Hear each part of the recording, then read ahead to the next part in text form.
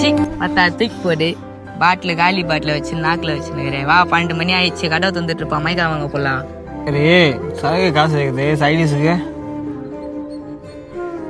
வச்சு எனக்கு குவார்டர் வாங்கிட்டு வாங்கிட்டா சரியா? மயிரை வாங்கி தருவாங்க பண்ணிட்டு. வாடா மயிரே. டேய் அங்கே போடுறா.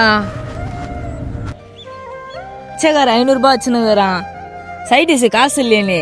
சைடிஸுக்கும் காசு கச்சிச்சு, நைட்டு சரக்குக்கும் காசு கச்சிச்சு. மச்சான் அப்ப குவார்டர் மானிட்டர் வாங்கி தருவல?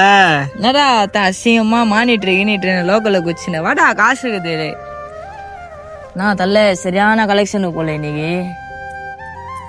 நான் பாக்குறேன் பிச்சை காசு தானே காசு. என்னடா பேசுனேன்? எத்தனை வாடா காசு கையில குறா? டேய் என்னடா பேசுனேன்?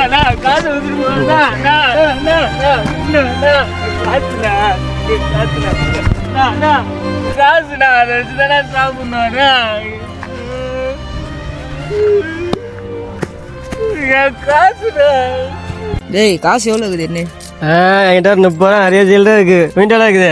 என் வீட்டுல காசு திருடுறீங்களா? நானே பிச்சு 550 ரூபா. வா போலாம் வா. இவனுங்க மாதிரி ஆளுங்கெல்லாம் மனுஷ ரூபத்தில் இருக்க மிருகம். இவனுங்களை என்ன பண்ணலாம் கீழே கமெண்ட்ஸில் சொல்லுங்கள்.